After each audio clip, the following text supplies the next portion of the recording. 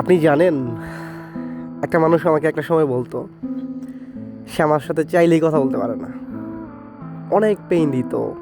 সে আমাকে অনেক time message দিত, মনে করেন রাত ৩টা, ২টা, ২:৩০। আমার অনেক রেস্ট্রিকশন ছিল, আমি চাইলেও তার সাথে কথা বলতে পারতাম না। তখন আমার কাছে খুব খারাপ লাগতো। আহ, একটা সময় এত টেনশন, এত পেইন নিতে নিতে কেমন জানি মানসিক একটা প্রবলেম হচ্ছিল আমার নিজেরও। পরে সিদ্ধান্ত নিলাম, না, নিজেকে একটু ফ্রিডম দিই বা একটু স্বাধীনতা দিই। এই ফ্রিডম দিলাম, স্বাধীনতা দিলাম।